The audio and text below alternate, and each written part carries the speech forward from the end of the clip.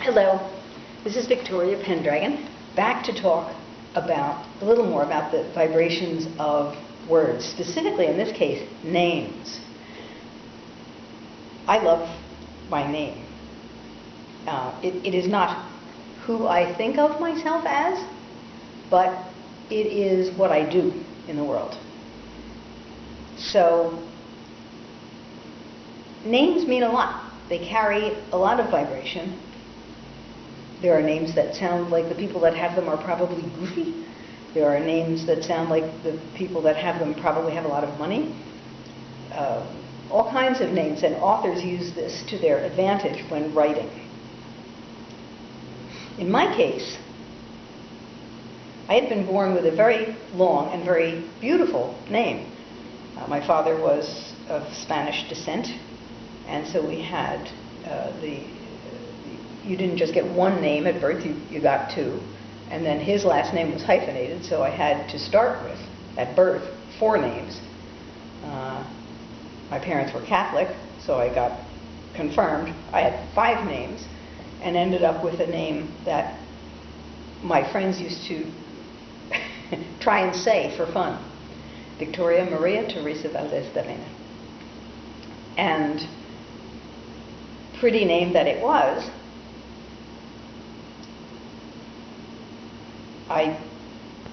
it was cumbersome. It was cumbersome. When I married a man with a very short last name. And Victoria Maria Teresa Griff just sounded like it got cut off. It didn't sound right. It didn't feel right. But it was my name. So there I was with this name I didn't particularly care for. When I married the second time,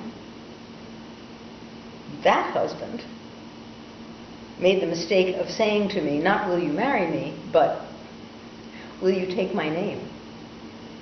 And I agreed that I would take his name if he would take mine. He had a German name, 4 syllables long. So I then was Victoria Maria Teresa Valdez de Pena Hiltebeitel, which was even longer. And of course, both of us had the last name Valdez de Pena Hiltebeitel. This double hyphenated last name that didn't fit on anything, not on credit cards, not on your driver's license. People didn't know where to file us, what to send letters to. It was very funny and annoying. And the funny part quickly fell away just because it was so troublesome. And we began to consider looking for a last name that would say who we were, that would resonate our vibration to us and to other people. We were having a terrible time finding it, and we're still having a terrible time finding it when I got scleroderma. Now, not long into the course of the disease, we happened to be at an art show in Bryn Mawr. They were the paintings of a man who was recently deceased. They were selling for thousands of dollars.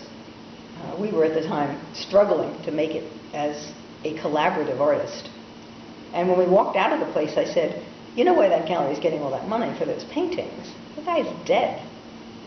My husband looked at me and said, that's it? I said, what do you mean? He said, we could be dead too. Which we could have been because we were having the conversation as we were crossing Bryn Mawr Avenue. So I terminated the conversation. We got to the car and I said, scleroderma is already trying to kill me. I don't know that I need to have a name that says I'm dead. And he said, maybe you do. If the universe wants you dead. And I thought to myself, well, there are other cultures where people change their names because they are going through different stages of their life. In India, it used to be, I don't know that it still is, but it used to be that a man with a family and a job, once he reached a certain age when he was retiring from that, his kids were gone, would change his name and go out and spend contemplative time wandering in the woods or wherever. And that name change signified that he was now a different person. Well, certainly scleroderma had made me a different person in every respect. In every respect. It made me who I am today. But we did it. We did it. We legally changed our name to Dead. And so I was Victoria Dead, which was funny in the hospital. And nobody knew what to make of it.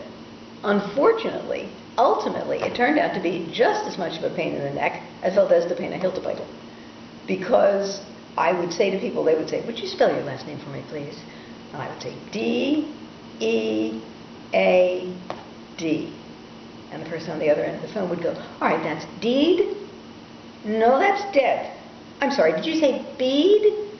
No, I said dead. I got tired of those conversations. So being dead while you're alive turned out to be a little bit of a pain in the neck. But I kept that name through scleroderma. However, when it was determined that there was no trace of the disease left in my system, I said, time for another name. And I didn't care how much money Dead artists made. I was not Victoria Dead. As a child, I had fallen in love with Idols of the King.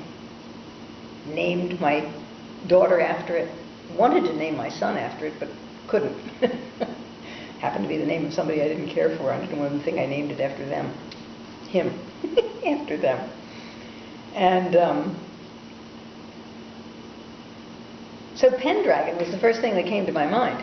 And I thought, well, that's a little arrogant sounding for me to go, yes, I am Victoria Pendragon. It's a fabulous name. A little too fabulous, I was thinking. People will think I am full of myself. But I couldn't shake it. And I was a writer. My husband was a writer. We met because we were writers. So the pen part was there. And dragons, of course, are fabulous, vibrant creatures. They are, in Chinese mythology, the bringers of life. And so it seemed like the perfect beast for, now dead, now I'm alive. And so he agreed, and we took it. And I became Victoria Pendragon. And interestingly, within 6 months, my entire life had changed. Just like after he named me Dead, my life changed. I suddenly, as my husband had said, if the universe wants you dead, well, there you go. It had me. I got better. I didn't die. Changed my name to Pendragon, and before I knew it, I was embarked on a career. It was 6 months' time. I had a visitation from an embodiment of the light that showed up and just changed my whole life. I went into hands-on healing. I went from there to the next step, to the next step. And here I am talking to people I don't even know, in places I've never been, about things like this. So name change can be a big deal. If you don't like your name, that says something. Pay attention to it. If it doesn't feel right, it's not right. It's not right. Fix it. Change it. It's not a big deal. Happily, we still have the right to change our names.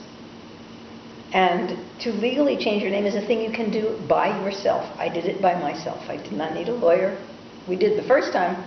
We had used a lawyer when we changed it to Dead. But I realized quickly that was nothing. I can do that.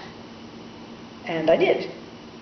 So, because it matters, because it affects how you feel about yourself, because it affects what other people think about you, if you don't like your name, be good to yourself.